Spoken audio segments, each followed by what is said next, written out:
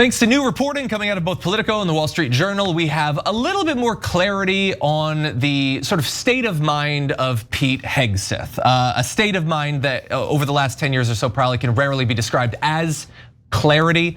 But anyway, he's got a lot of chaos going on in the Pentagon, and he's increasingly worried about how that's going to be perceived by the White House, in particular by Donald Trump, who doesn't necessarily like when one of his lackeys continually causes problems, makes things look like they're not going smoothly, and also seems to be infested by leakers.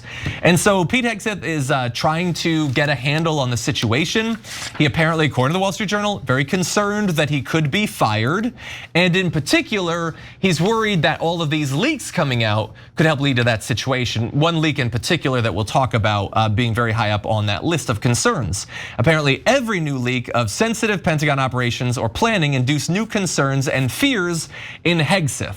I don't know if that's just the leaks from other people or when he wakes up in the morning and realizes, oh God, I signaled again. I don't know if it's that sort of leak, but he has a lot to be concerned about. Apparently, he once the Elon Musk China briefing came out, the leak revealing that Elon Musk was going behind Donald Trump's back and getting this secretive information that could potentially benefit him personally and financially.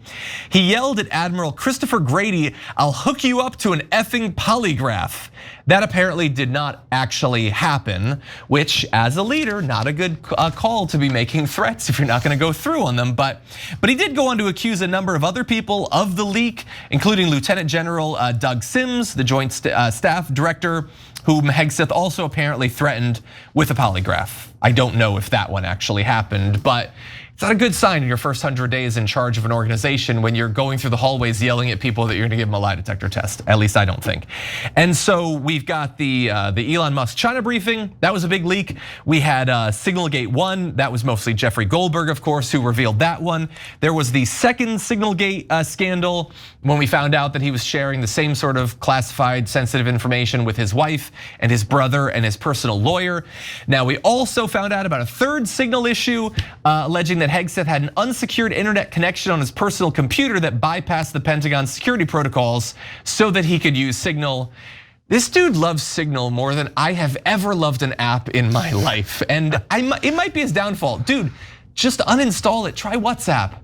Try the Messages app. They're perfectly good. You can leak all sorts of sensitive information. You can endanger the lives of our pilots on, the iMessage or whatever. It doesn't have to be Signal. But anyway, there's other issues too floating around that we're gonna discuss. So he brings his wife to these sensitive meetings with foreign military officials. I'm not gonna criticize Pete Hegseth over that. I don't even think it's his option. I don't think she's gonna let him be alone for more than a few minutes considering all the allegations that have been flowing around. We found out that they spent something or they had plans to spend $40,000 setting up a makeup booth for Pete Hegseth in the Pentagon, and also that they'd been working on military plans for a takeover of the Panama Canal. And we come out of this with some staff still around, although they've been a bit shaken by the polygraph being waved in front of their face. He doesn't have a chief of staff. He doesn't have a deputy chief of staff. He doesn't have a senior advisor. So this isn't great at this point. I mean, we've seen this sort of chaos in the Trump White House before, but I feel like it took longer than 100 days the first time around. Yeah, I think it did actually take longer than 100 days. The other thing about Pete Hegseth is, first of all, the people if you're afraid of getting fired, you don't piss off the generals, because the generals are the ones that can put the pressure on to get you out of there. They can go to people who go to the president. It's not that difficult to make that happen, and so that's mistake number. It's a high number but it's in this situation, it's a major mistake. So threatening these polygraph tests and threatening members of the uniformed military with them is the wrong way for the civilian leadership to go when it comes to the Pentagon. The other thing about Hegseth is, and you think about this all the time, had he not been confirmed, it would not have been the end of any Senate career. It would not have been the end of the president's mission, right? He would have put somebody else in there. This is all on the hands of the Republican senators who were too afraid to vote against a nominee of the president. That it is a sickness in our politics that you cannot do that.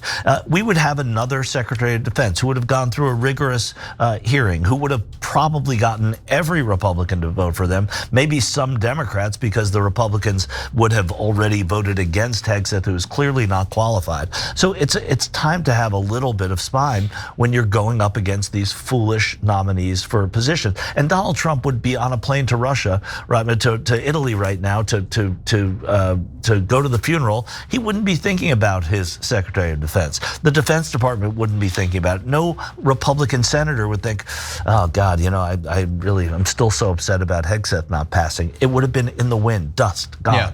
And that's the root of all this stuff. Yeah. Jordan? Yeah, I mean, I'm thinking back to January 2024 when then Secretary of Defense Lloyd Austin went to the hospital and didn't disclose it for a few days. And Trump and Republicans were calling for his removal from office. And while it's like kind of weird, you would want people, especially the president and others in the cabinet, to know he's in the hospital. I don't know if it's as serious as Republicans tried to make it out to be. And then you look at everything that Hegseth is doing, multiple unsecure signal chats, his personal cell phone and full name being used on an offshore betting site that is totally vulnerable, allows foreign adversaries to easily access his information, his phone, his data, all of the security risks that he is bringing on himself. Like, to be clear, this isn't just like targeted attacks or targeted surveillance. He's just inviting it himself. And to look at how they responded to Lloyd Austin, largely because he was just black. That's why they didn't like him from the beginning, because he was black. And then you look at Hegseth, who is totally unqualified. And you could criticize Lloyd Austin for US foreign policy under his leadership. Of course, that's totally fair. But the knock on him was never about his race. Like, it should never have been about his race. And Pete Hegseth is somebody who doesn't deserve this position, only got it because he kissed Trump's ass on Fox News for years. And Trump saw him on the TV and liked him because he has a baby brain, and that's how he operates. And he's good looking. And he's good looking. And he's good looking. And that matters to Donald Trump. Seriously, though. I mean, that is something.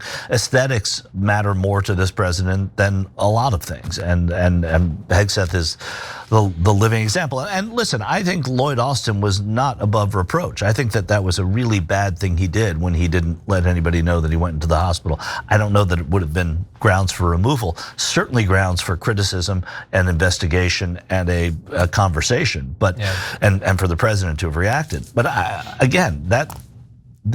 you're allowed to criticize these people. This guy has no business being at the Department of Defense, and the Republican senators knew it. If you went to them off the record and you asked them about it, they would have said, "Yeah, this isn't a good pick, but we're going to vote for him anyway." Yeah, 100%. They went along with it, and now it's causing all this trouble for them. And what do you get for the trouble? What's the advantage of Pete? I don't understand. Right, that's what I was saying. Like what? Especially when there were so many good alternative candidates hosting shows on Fox. You could have had Doocy, you could have had Kilmeade, and instead you wasted on this guy. I'll never understand it. But anyway, Doocy was a nice guy. When I was an NBC page, I'm digressing here for a second, he had a show called House Party, which was a terrible show, but it required pages to seat the audience, and I was one of the pages. And he was always very nice to the pages and very conversant. And so Pete Doocy, when I see him on the road, when I first met him, I told him that story, and he said, always when he sees me, we have nothing else to talk about. So he said, I told my dad that story. I know, you've told me 11 times you told your dad that story. Interesting. In any event, one of the ways I'll end on this, graphic 7, one of the ways that they're trying to sort of like rebuild Hegseth's reputation back up is they're focused on building an aura around Hegseth by pushing out videos of his memo signings and early morning workouts, causing fears from current and former defense officials that some of the less photo-worthy events could face delays because he's too busy having his photo taken. That'll definitely take eyes off the makeup booth story that you're doing all these like workout fitness photos. But honestly, I want him to do as many of these as possible, because if he's spending all of his time like doing curls, getting that pump, then he's not pursuing his lifelong quest to kill all the Muslims, as he screamed once at a party, and he's not trying to start a hot war with Iran or whatever, because we cannot be distracted too much by all the shallow, like dumb donkey stuff that he does. He's also on the substance. To the extent that he ever thinks about the substance, he's terrible in that stuff too. Right. So anyway, we'll see what ends up happening with him. We do have a poll. When he's on substance, you have to be careful that you're talking about substantive. issues, right? Yeah. And so we have a poll. How long will Hegseth keep his job? A week, a month, a year, or he won't get fired, which is possible. Few people make it all the way in a Trump administration, but I guess it could happen. People seem to think either he's sticking around or a month. Okay, so that's not bad. I'm gonna say I don't know. I don't know. I have no idea. I will say though. I mean, I hadn't known about the gambling thing that Jordan mentioned, but with his gambling, with his substance abuse, with his allegations of sexual assault against him, the infidelity, his wild, bizarre statements, and his complete lack of knowledge about what constitutes secure communications, has there ever been a more readily blackmailable member of the US government than this guy? Well, I'm a little resentful that you're lumping in gambling with those other horrible things. So I'm not saying it's objectively bad. I'm just saying it leads to people having bad things happen with the mob and such. With the gambling and the drugs and the sexual assault. Wait. I ranked them by how bad they are. It got progressively less bad. Okay, all right. Yeah. But anyway, no, he's got a lot of issues. He's also an idiot and he really wants to be popular. Every time you ring the bell below, an angel gets his wings. Totally not true, but it does keep you updated on our live shows.